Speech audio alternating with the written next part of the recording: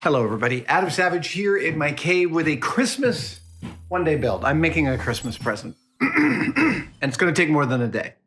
But my wife and I have end tables, and we have had historical difficulties with our end tables being too small, not fitting our space right, not having enough room for us. Suffice to say, we have opinions about end tables, and we have talked about it a lot.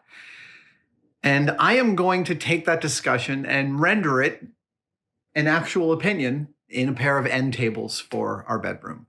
I actually told my wife that I was going to make these and paint them, and she asked if they could be natural wood. I told her that she knows that I'm going eventually to make some end tables. She does not know that they're going to arrive for Christmas. She asked when I said they were going to be painted if they could be natural wood, and I said probably not. That's a whole different kind of mental space, because it is. But secretly, I'm going to make them out of wood, and I bought some beautiful cedar, and that's what I'm going to use as the wood for these end tables. And I'm going to use a very similar design that I did for the small table that I put outside on our front deck, front porch, front landing. It's too small to be called any of those things, but I'm going to be making some end tables. Yeah, and I'm going to be doing some real woodworking to achieve that. And I'm going to be using, yes, the incredible woodworking bench, and I'm going to be fulfilling some of its potential in this build. But first,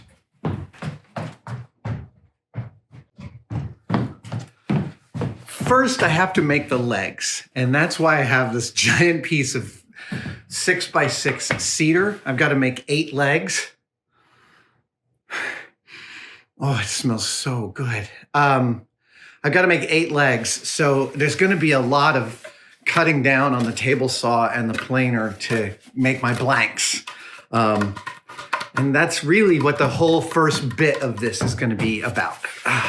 So I think first up, I had this 10-footer cut down so it would fit in my car. This, by the way, this will fit in my car. Okay, it's a Toyota Highlander, but I need to cut this down again, and that's going to be the first thing that I do using the workbench. There we go. Great. Okay. Oh yeah, there it is. Oh, wow, such pretty wood. I need 24-inch legs, so I'm gonna cut at 25. I need 8 legs. I can get 4 out of each chunk of this, but I need 8. So I'm definitely going to be getting ready and making some extra blanks just in case I screw stuff up, because I know what kind of woodworker I am.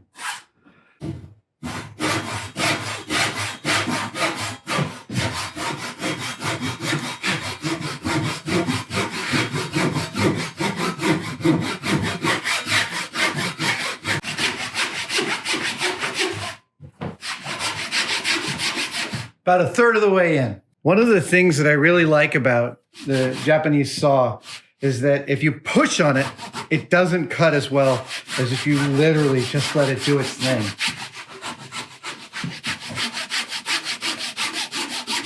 Just gotta.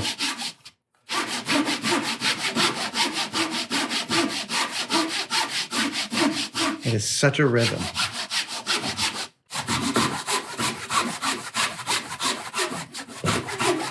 It's like the farther back here, the more you can feel it cutting with each stroke. Ooh. And every time you use a little too much force, it's when, well, the saw just tells you. See? That's me being impatient.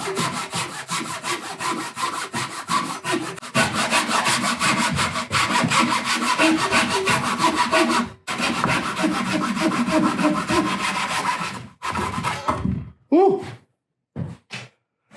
There she is. Oh. Nice. All right. Next one.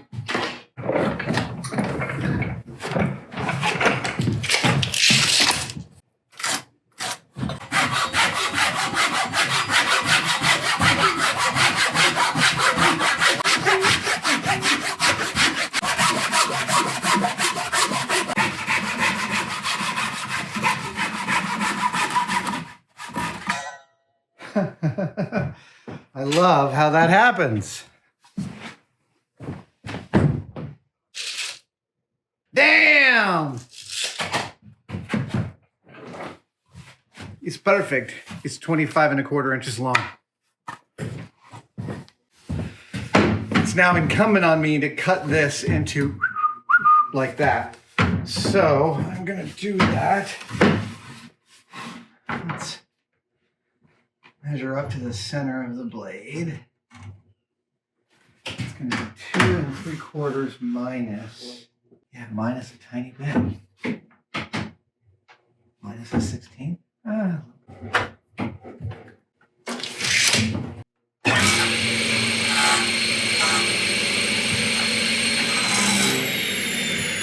don't love raising a blade this high, but it's got to be done for this. Because this is a mission critical cut, I'm gonna measure the squareness of the blade. I like it.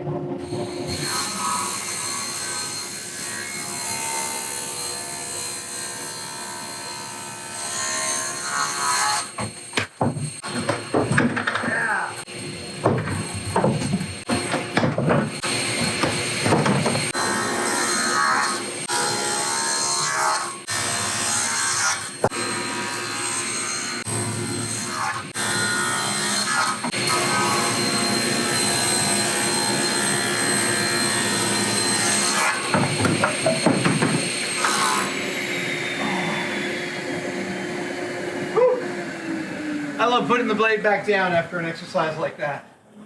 Just don't ever like having it up that high. But I've got some leg blanks. Woo. Next up is, the planer. Lots of planing.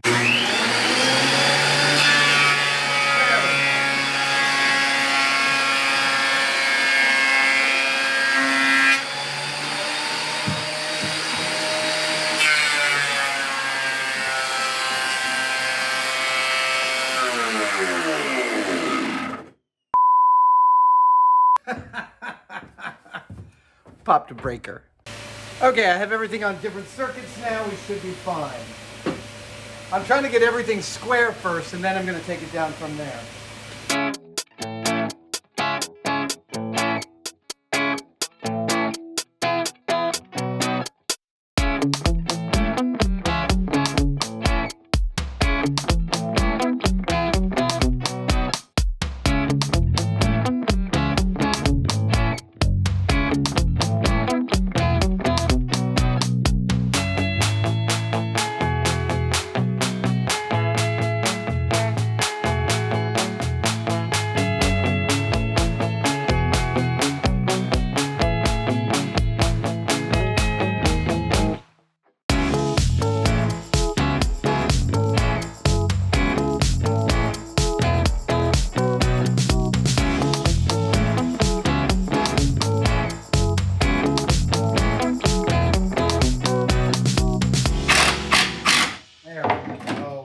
I'm making a box. I'm making a box because the cedar I have for my legs is a little bit wet. I'm going to spend the weekend drying it out. You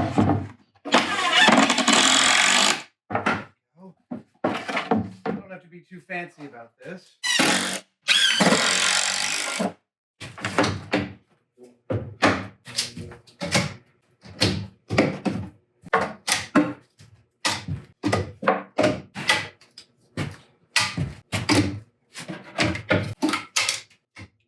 Okay, great. Great. I have airflow all around all of my pieces of wood in here. I'm going to make a little wood oven. So you can see what I've got here is all 9 legs. I've separated out 3 legs that had cracks in them. I'm not going to even try and make those good. I have 1 extra leg in case I mess up. I'm going to put 2 sides on this. I'm going to put a blow dryer in and create a little 150-degree oven. I do this for drying paint all the time. It's the first time I'm trying it for drying wood, but I've heard if I do this over 15 or 20 hours over the weekend, that I should be pretty good in terms of drying out this cedar, which I've sawed down. Here's hoping. I mean, you know, I guess there's other options. I can go get more wood of a different kind that's dried out. My main planks over there are all beautifully dry, but these legs, they're damp.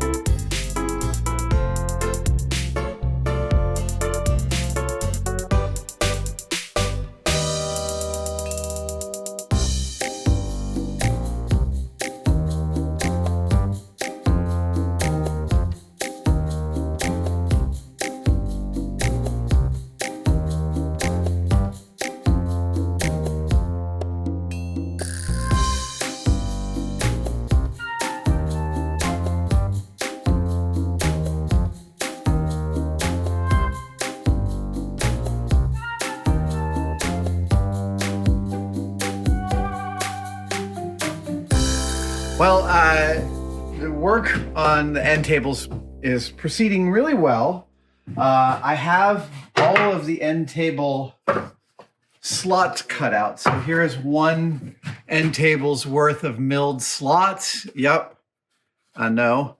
And I have 2, and now I'm about to use my taper rig, my leg taper cutting rig, and I'm gonna cut this 9th leg. I'm gonna taper this. That's gonna be, why did I flip it? Who cares? I'm gonna taper this as a test and see if I like it, and then I'm gonna taper the rest. But this will be covered as a time lapse because, yeah, I wanna hear some music.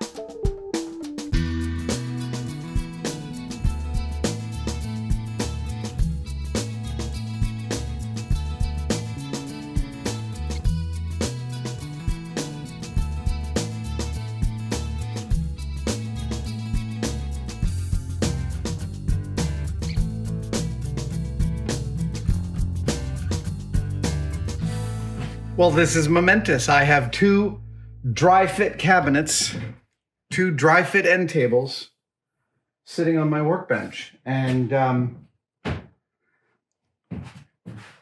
this is without a doubt the most advanced woodworking I've ever done for a project. Not that it's super advanced, but in terms of taking the care and the time to make all the joints nice and tight, like a press fit, not a force or not a loose, but like press fit, sanding everything down to 220 grit. I'm running a test of what a clear lacquer might look like on that. I've got to build the frames that sit on the top. And then it's assembly. I mean, we're really, really close. I've been debating what to finish this with, whether I stain it or whether I just make it supernatural wood and just use like a guitar lacquer. I may do both. I may do a light stain.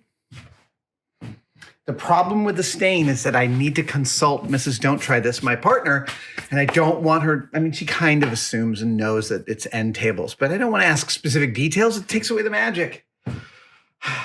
However, all that being said, the leg taper is really nice. These things feel all very good. I have these little bits of blue tape. These are just like places to look at for repair tomorrow. Each day, I'm just kind of letting some new parts of the project. Now I got little bits of blue tape all over it. That's just to give me a guidance where to go looking. They're going to fit the drawer slides quite nicely. I'm very happy. I'm very happy with how this is going. These are going to be nice. I'm debating whether or not to throw a light back here that lights the drawer up. That is something that I'm kind of curious about. I'm kind of curious about letting the drawer light up. It wouldn't take much at all. I've already got a power supply back here, so I can tap into it, no problem. And in the middle of the night, what do you need? You need a light in the drawer. Excuse me, it's dusty in here. All right, I'm gonna go back home, chill in front of the fire, decorate the tree. This is a weekend, one-day build. Right, it's gonna take like 4 days by the time we're all done. That's how it works.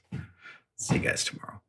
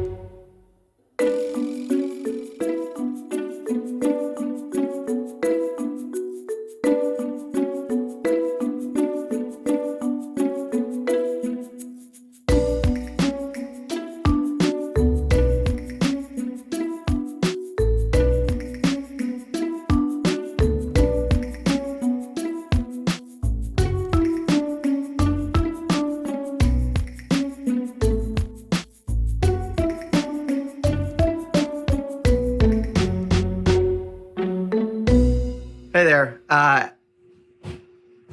think it's time to take a break from the time lapses to talk about the place I'm in right now. Sorry, I banged my head on my car this weekend. I am now at the final cut stage. I'm cutting the last 8 pieces for my 2 end tables. And they are frames. They will sit on top of the end tables. There'll be a plywood platform, but on top of that platform, I'm going to put a big fat piece of 1/4-inch felt. This is because we go to sleep with ice water next to the bed. We usually have coasters that are big fat pieces of felt. I thought, let's make the whole tabletop a fat piece of red felt. It's going to make it really interesting looking. But in making these frames that sit on top of the end tables, and they're going to be this thick, I cut some 45s and I'm doing bevel cuts all the way around.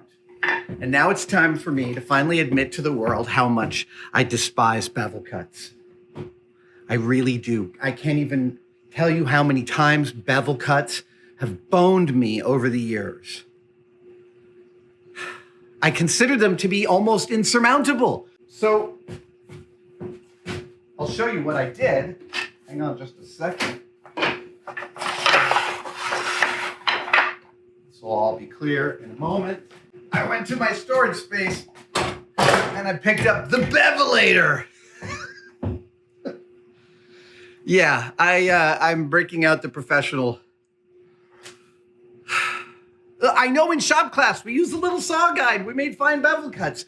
I'm telling you, for the life of me, every bevel cut I ever try ends up with some space or there's just some way in which I can't think through the angles of a bevel cut. And, I talked earlier in the lockdown about how my internal sensitivity to the gauges on my mill and my lathe had led me to be able to feel the difference between like a 1 thou and a 2.5 thou cut, and to really dial in. I know where my gauges are weak and I know how to offset for that. And my brothers are both excellent carpenters. And I mean, I remember my oldest brother telling me, it's not about the line you're measuring to, it's which part of the line. And I totally get that. But within carpentry, when it comes to bevel cuts, man, that is just, it's like a world of hurt for me. So I'm breaking out this thing because I only have, look, I can make more of these frame pieces. They're not that difficult to make, but I don't want to make more. I want to get this right the first time. So there, I admitted it. Bevel cuts kick my ass. Like one of the most rudimentary parts of carpentry. I hate it. I like even doing like mortise and tenon joints way more than bevel cuts. And I suspect there are some people who feel the opposite. I've been not looking forward to these bevel cuts this whole project. All right, I'm gonna go back to the time lapse. I'm gonna get this puppy tuned up and we're gonna get these 8 pieces cut. And once I have those cut, shit, it's time for gluing. Gluing and clamping, the holy gluing and clamping. Then I can get on to making my nephew a Christmas present. All right, here we go. Oh, yeah. You see that right there? That little roll there on my pool table? Felt I'm going to use for the tabletop. It's going to be so cool. All right, so it works. I'm about to cut all the pieces. But so this begs an interesting question from a making standpoint. When you have a weakness, when you know you have a rough spot, just do the same thing you do when you don't know what you're doing. Just take more time. Make sure it's really dialed in. I don't trust a thing. This thing was off by 1 degree this way, which was hard to tell with just a straight 45 square. I know it's not a square, but you know what I mean. Yeah, just go a little bit slower. Check every measurement. Double check every measurement. Make sure before you make your mission critical cuts that you've dialed it in. Yeah, about to make some marks and make these last 8 cuts.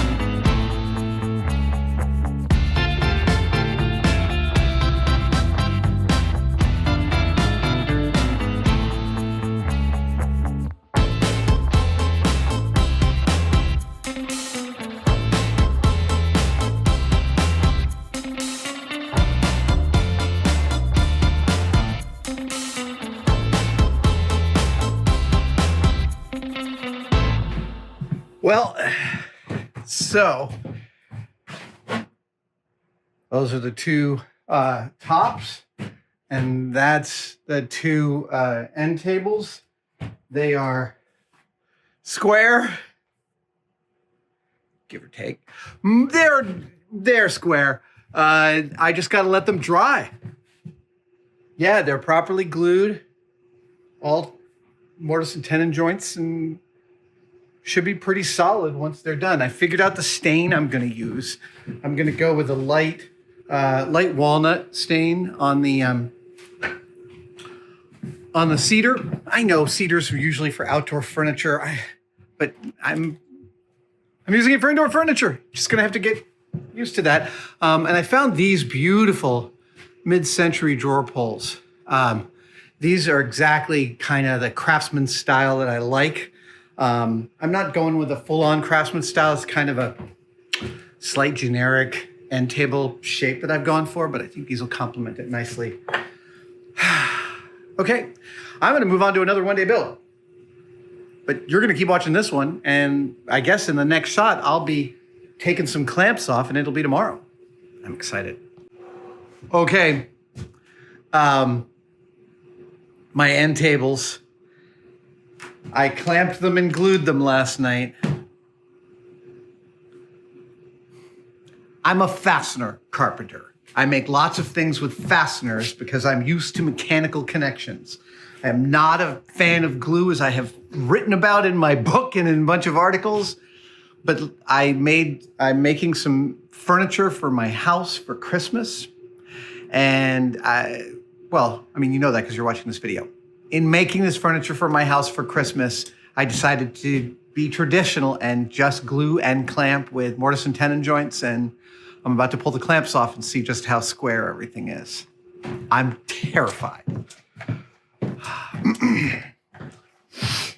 Here are the two lids. Here we go. Let me pull the clamps off this guy. Oh, actually, I'm going to get it into the shop. I got to walk all this in there. Hang on just a sec. Okay.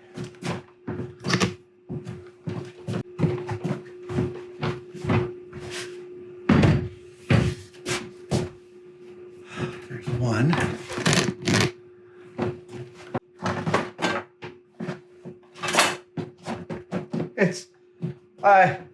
I must admit, it's like a tile puzzle, moving these things around. But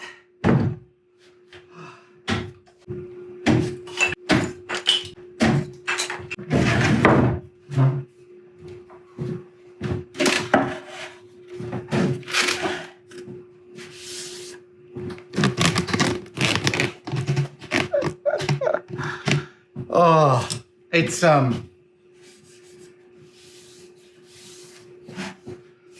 first glance, aside from a couple of thumbprints, it's beautiful. A little bit of rocking, I can take care of that. I'm going to put rubber feet on it anyway. Rubber feet. Break out my square. Get on the money. Wow.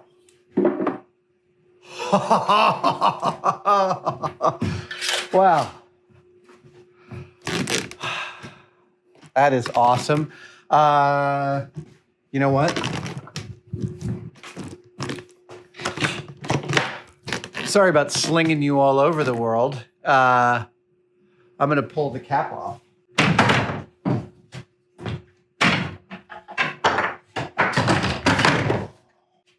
tabletops, well, they look quite... Damn! All right, I'll have to do a little bit of repair. Oh, wow, okay. Let me just lay this down right here, gently. This.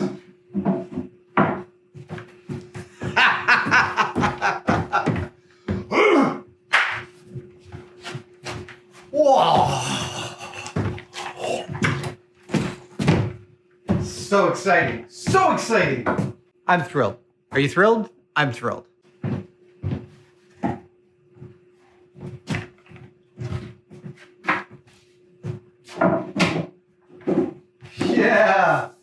Talk about margin of error. An extra 3/16ths of an inch all the way around.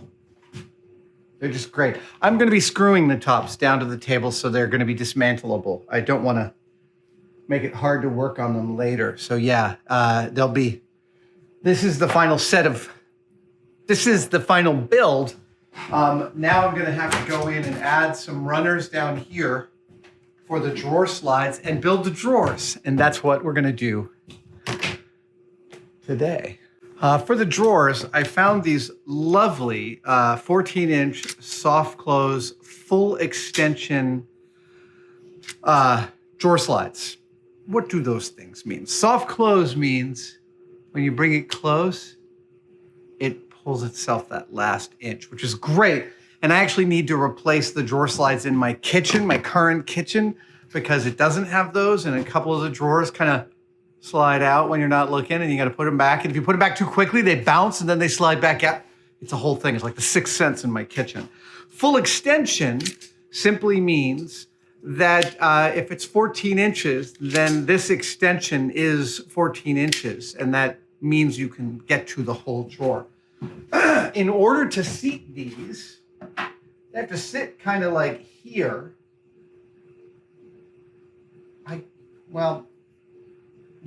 My issue is that I don't have any screw tie downs on the backside. There's all these ways in which they make drawer slides attachable by clearing parts and then putting screws in certain places. But what I've got is a dearth of attachment points.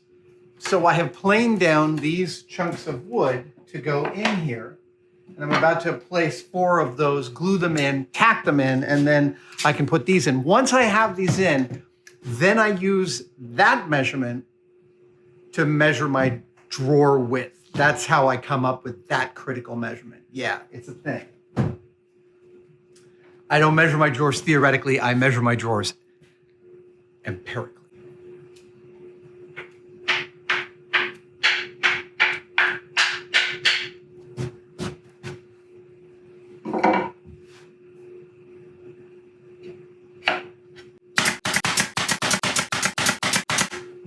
Probably overkill, but no one ever minded having more to screw down against. Oh, damn it. I hate it when I have that. I will say about this Senko 22-23 gauge nailer is that when it has a jam, it clears really easily. It jams occasionally, but when it has a jam, you just loosen these 2 screws, pop this out, the jam's visible in there, remove the jam, get back to making. There we go.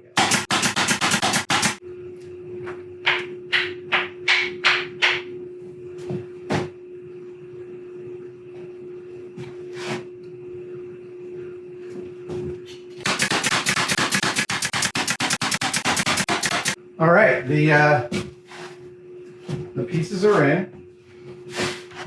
It is time to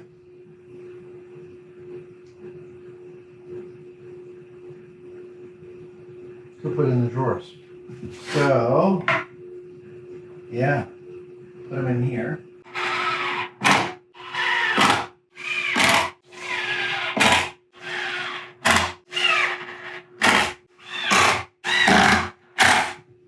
Wonderful. One down.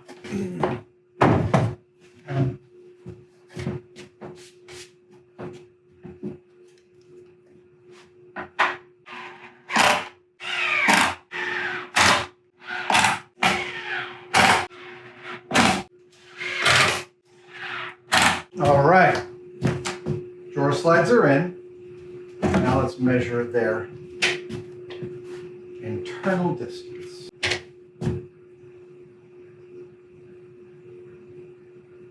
I'm debating what wood to make the drawer out of. I mean, it makes sense to make it out of cedar, but I could also make it out of ply. Actually, I don't know if I have enough plywood. I actually think I do have enough plywood, and I think I am going to use plywood for the body of this drawer. Yeah, I think I am. Okay, so I'm gonna need 5 inch tall. 5 inch tall. Okay. 5 inch tall. I'm gonna need 32 plus 30. That's 62. It's 124. It's 10 solid feet of 5 inch tall plywood. Let me see if I have that. Good news, I had it. And it's a beautiful piece of plywood. This is my favorite birch ply. This is 1, 2, 3, 4, 5, 6, 7, 8, 9, 10 ply. I'm still trying to figure out where I get this stuff. Yeah, it's delightful, delightful stuff. So I'm gonna rip this down. I have more than enough for my drawers. Drawer faces will of course be cedar. And actually when I was doing all the planing of cedar, I planed these boards down to be the drawer front. Actually, now that I have, now that I know the drawer size,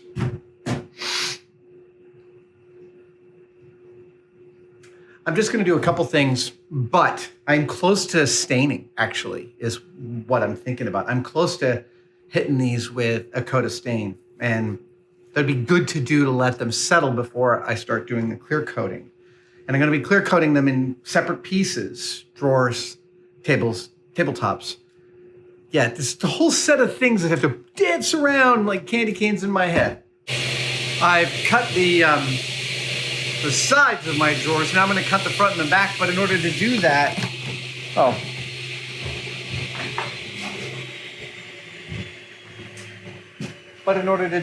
again, I am not going to take a theoretical measurement. I'm going to take an actual measurement. 14 and 9/16. For a mission critical measurement, I always double check my table saw. 14. Yeah! 9/16. I don't know why I get so excited.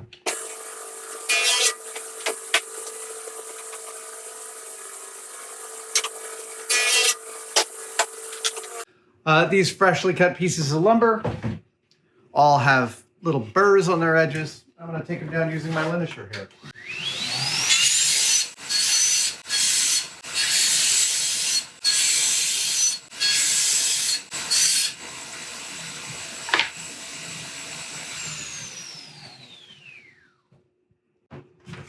Like most drawers, mine are going to have a floating bottom, which means I need to cut a little channel in the base of all 8 of my drawer slides.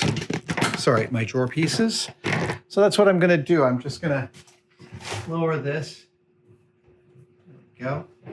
That's it. Yeah, I'm going to float through about half of its width and bring it up about 1/4 inch from the bottom. Yeah, that'll give us a nice drawer. I've also got some beautiful, some really nice thin ply for the drawer bottoms. It's going to be nice. All right.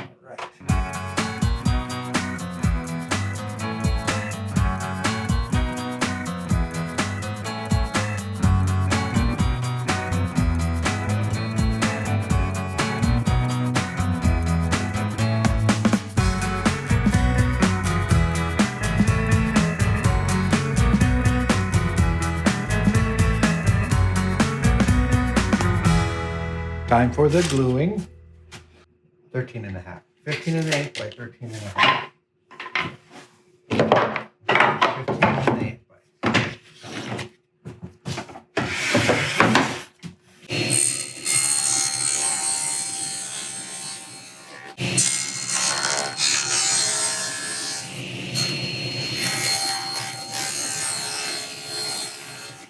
A test fit says that all of this works.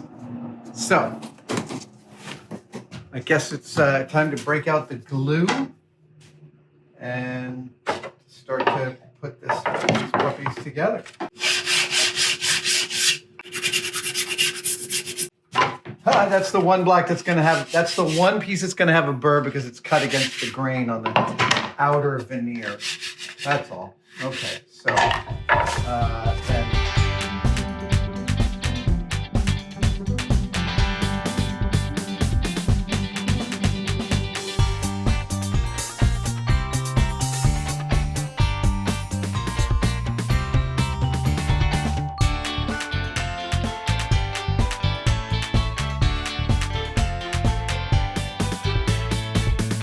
What did I do? What did I do? I did something totally wrong. I did something super wrong. I did something crazy wrong. What did I do?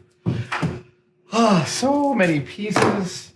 Okay, so you are not the right thing.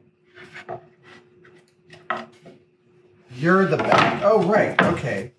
So you're the back. The back is captured.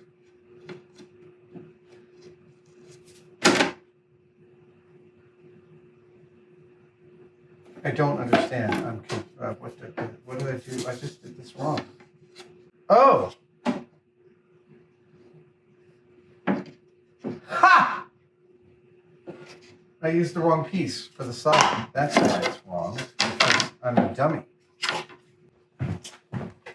1 second of lack of focus. Ay. Come on. All right. Back to square one. The long ones are the front and back. The short ones are the sides. It's a particular hell when your pieces are of a size that are similar to each other. I get in trouble with that all the time. Okay, so that's a back. This is a side. This is a side. It's going in like that. All right, so that's a side. That's a side. That's a back. That's a back. You wonder why I talk to myself. Aside from the fact that I love the sparkle of my own conversation, I need to keep it going so that I know where I am in the space. Oh, it is such a pretty thing when stuff works like that.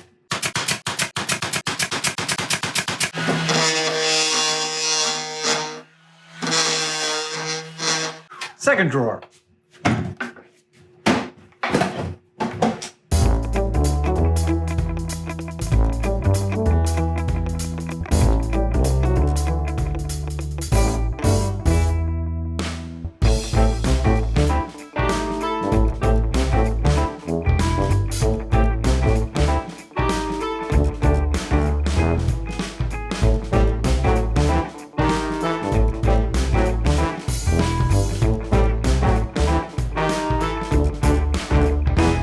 All right, so the screw attachment points on these drawer slides are on the center line. So I think that what I need to do is figure out what my center line actually is. So it involves, socking this in, figuring out, great. So now I'm going to mark that center line across all 4 drawer sides. I know, a marking gauge. We're growing up in the world. Yeah. You know, I'd love a marking gauge with some incremental adjustment. You know, like a fine adjustment.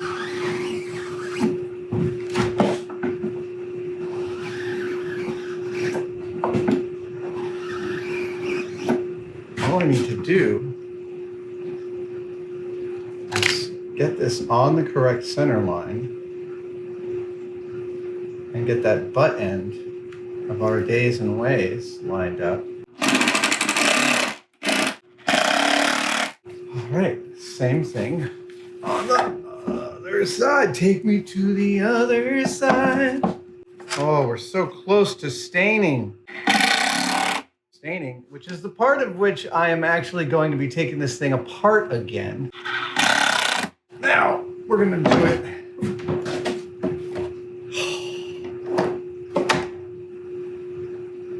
Great, flush and everything. So, drawer comes out. Drawer goes back.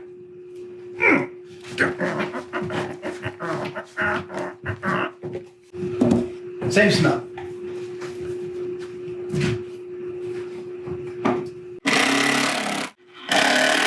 You know, I will tell you that putting in drawer slides from a maker standpoint, I find it one of the more satisfying jobs there is. It's a high return to effort ratio.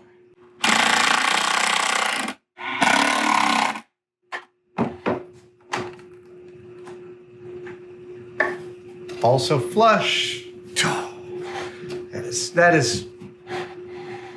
That is flush. All right, now, how big is this drawer? Let's figure that out. I have my drawer front. There she blows. Sits like that. A little bit proud of the legs. Yep. It's great. Very happy. Very happy.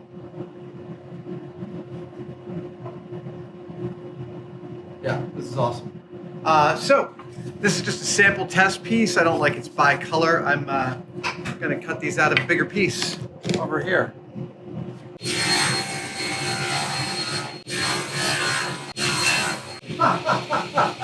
I'm laughing just because that cut these drawer faces to size actually cut the long piece I had that I had randomly chopped precisely into thirds within, like, to be honest,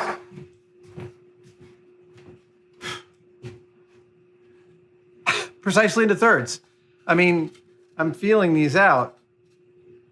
They're within 1/1000th of an inch. Okay, wood. Let's say 4 thou, but still.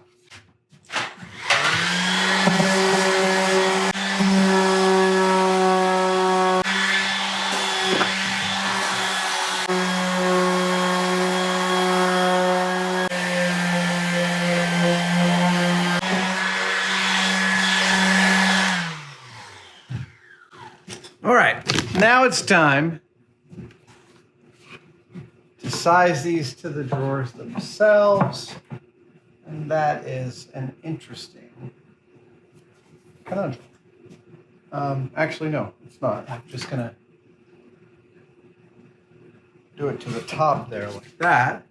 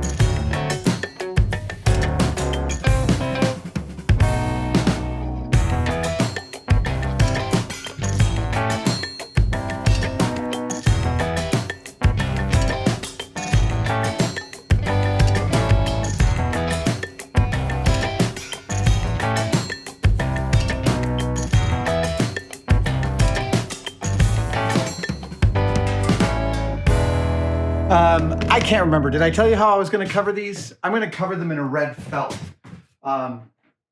This stuff. Oh, it's just phenomenal. It's got an incredible body to it. It is, it's a full 1/4 inch thick. And I think it's going to be a beautiful tabletop. I did say that because at the beginning I mentioned that we have coasters made of this in our house. And I thought instead of just a bunch of coasters, I'd make the whole top a coaster. Yeah. But it begs the question, how to cut out felt super accurately?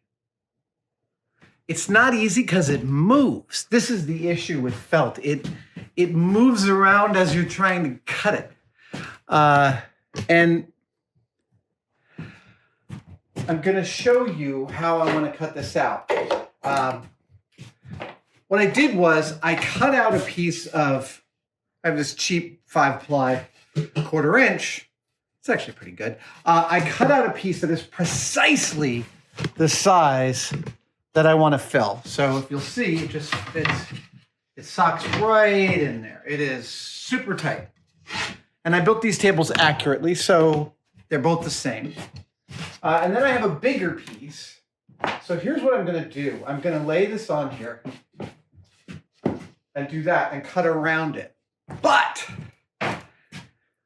I'm not just going to cut around it. I'm going to show you how to get out of your own way and cut something really accurately. Okay, I think I can cut this over here, and then I still have this nice long strip here. Okay, so first things first, get a new blade. They're inexpensive. Make sure you're using a brand new blade. And I'm going to do a tool tip on the next part, which will become obvious. But here's what I'm going to do. I'm going to get up on this, and I'm going to put my body weight on my template. And I'm going to start with one edge, and I'm just going to go down. And the big deal here is I'm not trying to cut through on the first cut. I'm not trying to cut through on the first cut. Let's hear that again, Jack. Don't try and cut through on the first cut. The first cut is your guidance cut. Oh, and, oh, yeah, I caught a little bit of the wood there. Here's the thing about trying to cut through on the first cut. Everyone wants to cut through on the first cut. I totally want to cut through on the first cut. And I remember my dad seeing my impatience with a project, telling me, don't try and cut through on the first cut. We're going to do a whole tool tip on this, but it is a great life tip with bladed cutting. Just don't try and cut through on the first cut. The reason, specifically for felt, is that as you're pushing against it, you'll be moving it. But it follows for everything else too. All right, so here we go. I'm taking light passes because I don't want to move it around too much, and I think I've got it. Yeah. All right. So now we have this piece, which is supposedly super accurate. Let's see.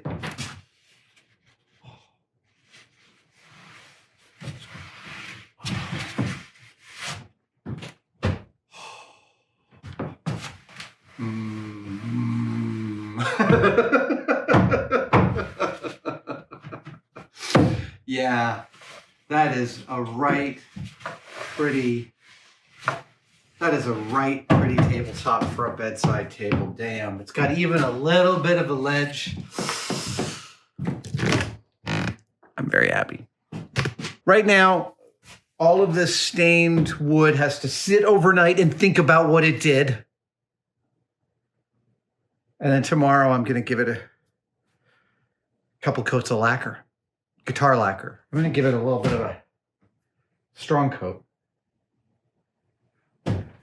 It's really exciting. I'm looking forward to living with these.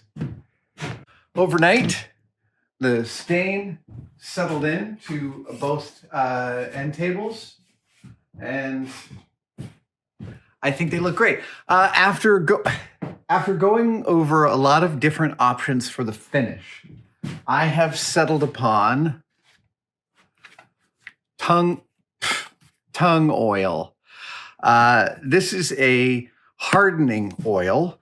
So it is a natural oil finish that will be absorbed by the wood. It should show the grain and the figure of the wood at a nice depth. And doing this with a lacquer, which is what I was thinking of doing. I was thinking of doing this with a guitar lacquer. it's just a much more fiddly finish to do it with the lacquer. And I think that the tung oil will give me what I'm looking for at a lower impact, let's say. So I'm going to do 3 coats today. I'm going to do a 50-50 mix with mineral spirits, and then I'm going to do a slightly thicker mix, and then I'm going to do a pure tung oil mix, each waiting about 90 minutes in between each coat. And I'm going to see how we're doing tomorrow. Yeah. This is where they should start to sing. I mean, I'm kind of excited about it.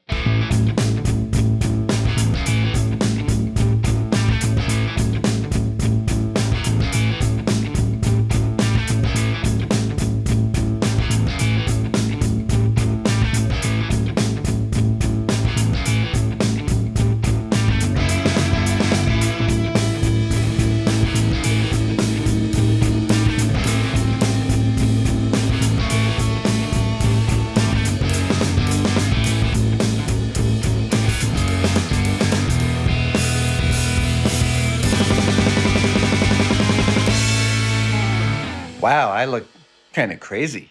Yeah, Wolverine head. So the end tables are doing really nice. They now have 4 applications of tung oil. It's still a week before Christmas, so they've got time to settle in and still keep soaking it in. But they are dry enough to assemble now. And that's what I'm about to do. It's not just putting in the drawers. It's also putting in the plug that goes here. So I'm going to have an integrated USB charger and 2 110 outlets. Plus, I have added in a light circuit to light up this LED strip inside here when you open the drawer. Yes! That is the cool part. I'm super excited about this. So that's the next thing I'm doing is before I put in the drawer, I'm installing the electronics, and then I put in the drawer, and then I put on the handles. And then, except for a coat of furniture polish, yeah, they're done. I'm very excited. I feel this has been an emotional journey. Not that it's been super difficult, but that I haven't yet applied all of these skills to fine furniture making. And I think I feel like that's really what I've done. I've made a pair of fine pieces of furniture, or let's not count our chickens, or let's not count our money at the table. I feel like I am making a pair of fine pieces of furniture, and I'm looking forward to signing them and seeing them in situ. Yeah. Okay, let's get to installing these electronics. One thing that I want to get done here is no glue. I mean, yeah, I glued the wood together, but that's because wood glue is the best of all the glues. Yeah. But no, what I'm doing now is I want to make some brackets for the light strips. So what I'm going to do is make a little bracket that comes up over and has a screw on each side. So it'll be a little right there, and it'll right there into the thing. And I'm going to cut that out of this chunk of Delrin. This is actually a really interesting chunk. It came out of, that's the edge of a piece of cast Delrin. Actually, it's probably the top. I don't know. I've never seen Delrin being cast before or extruded or whatever. So I'm going to do some bandsaw cutting work on this.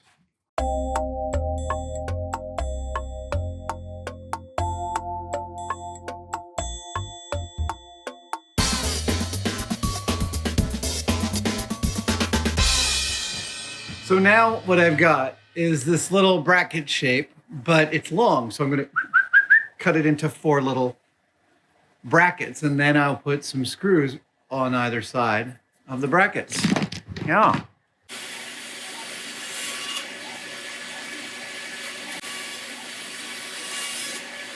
Final shaping on the disc stand right here. Wonderful. Square.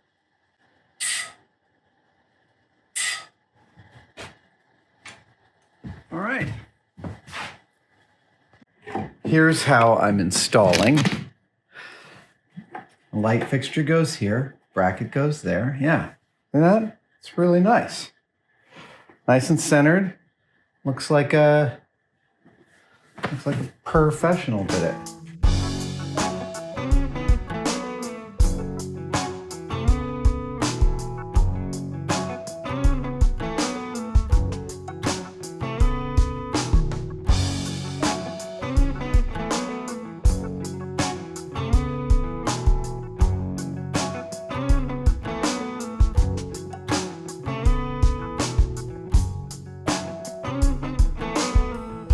Here's how the lights look in situ. They can be totally unplugged. Yeah. Those brackets look great. Oh, very, very happy. Got to put in our electronics. So this is the one. Bingo. Yeah. Yeah. Okay. So prior to me do both. Once I have both of these in, I'm gonna check their circuit and make sure the circuit works before I screw them all down.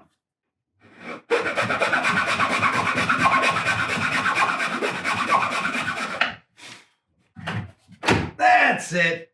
Yeah. I've got a circuit tester here. That's a positive sign. That's what I want. I want this light to light up. So open, close, open, close, open, close. That's gonna be cool. Now we have the correct orientation. Great. I have a plug tester here, which I'm gonna use, and I'm just gonna, all right, and great. And great. And great. Awesome.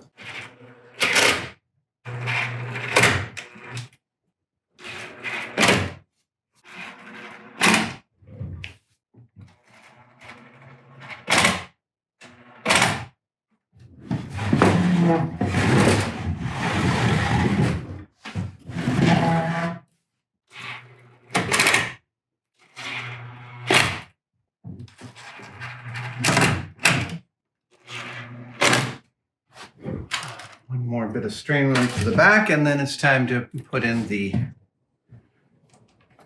micro switch. All right, great. Oh, right, it's time to put in the drawers. Yeah.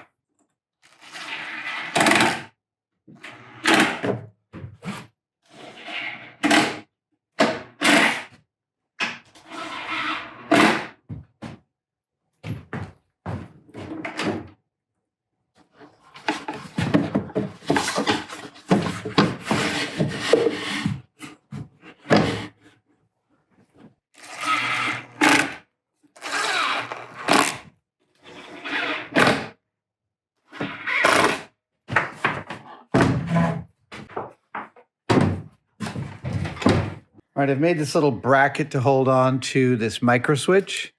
The drawer is going to contact this micro switch when it's closed, keeping the light here off. When you open the drawer, after about 3 inches, it will turn the light on.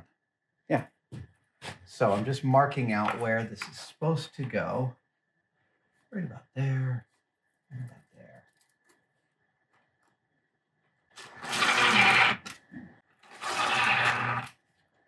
Nice. That's one. And another one.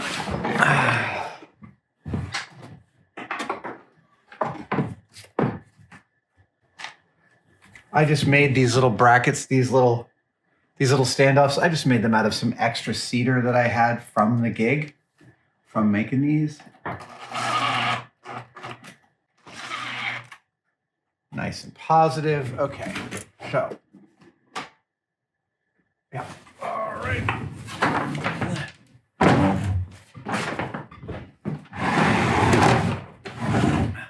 All right, so now It's about positioning these micro switches. One hole.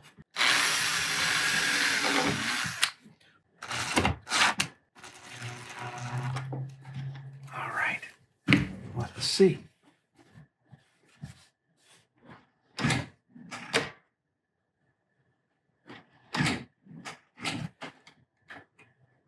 I like it. Nice and positive. All right, there's that one. So now let's get this one in.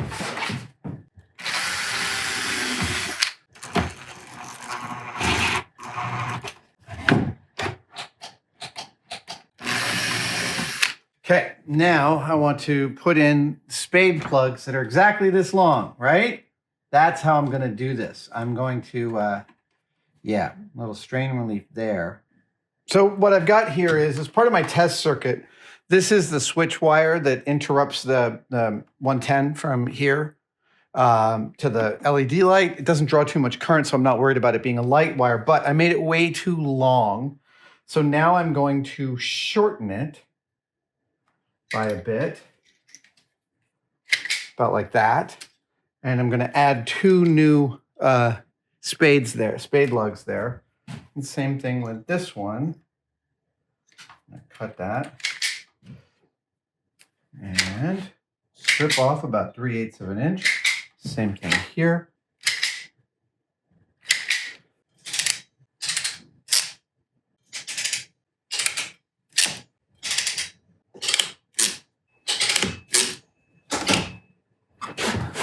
So one goes on the bottom and, oh no.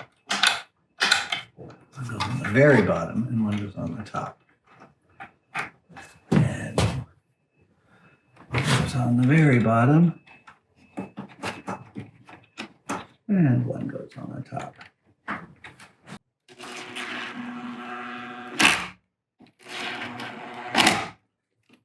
Just that says somebody took some care. That's what I like about it.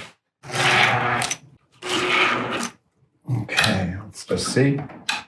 Yep, that's great. And that's great.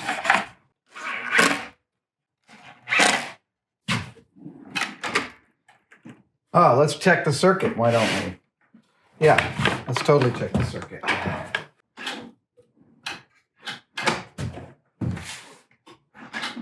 Yep.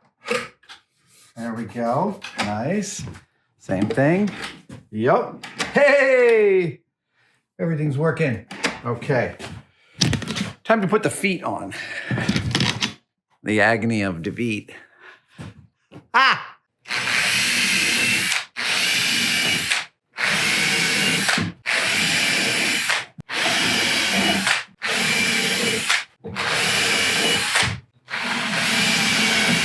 For the feet, I've found these little rubber feet that I like on Amazon. They're pretty positive. I like them. They're dense rubber. They've got little grip shin pads on the bottom, and they've got a little washer. I don't know if you can see it. They've got a little metal washer in there, and that helps grab. I really like how positive these things are.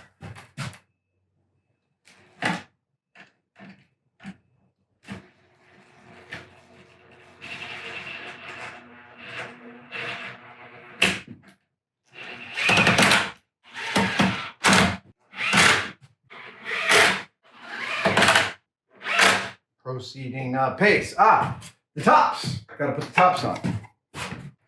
Here is the Atom top. Excellent. Oh!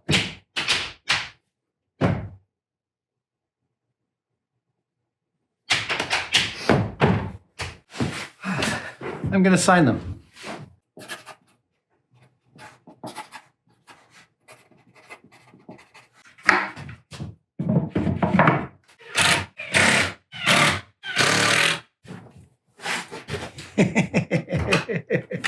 Couple more steps and we'll be there. Ooh.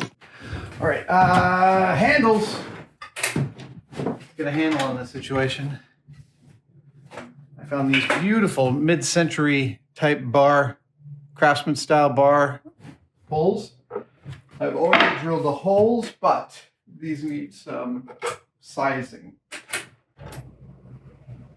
So,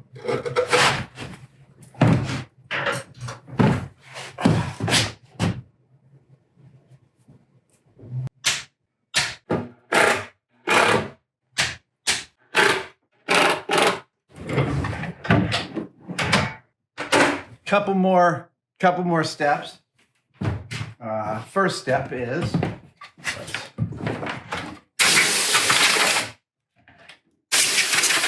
do a quick clean. Then I'm going to line the drawers.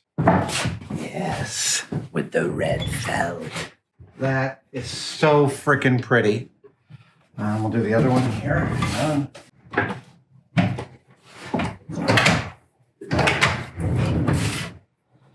Now the tops. So this should be a nice, yeah, it's a super close fit. These have been resting for a few days, so.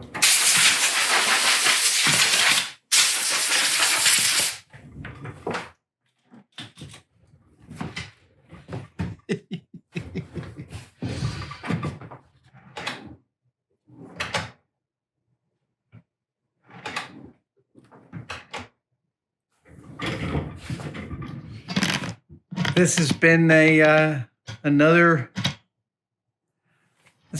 one-day build that I wasn't sure I could pull off to the level of satisfaction that I was hoping. And I'm glad to say I was able to complete these two end tables to my satisfaction as pieces of furniture to live with, which is a thing, right? Yeah, it's, come on. There you go. Yeah, I'm very happy, but thanks for joining me for this really fun adventure. Thank you guys for joining me for this adventure. Happy holidays, stay safe, and we'll see you next time. Thank you guys so much for watching that entire video. If you would like to support Tested even further, well, I'm here to tell you that you could become a member. If you follow the links below, you will see there are several tiers of membership depending on how much you'd like to pay and how much access you would like to me and the Tested team. And membership comes, as always, with some excellent benefits, including questions that I'll answer in live streams. The questions have been so amazing, and exclusive videos and exclusive content. Follow the links below, and we will see you next time.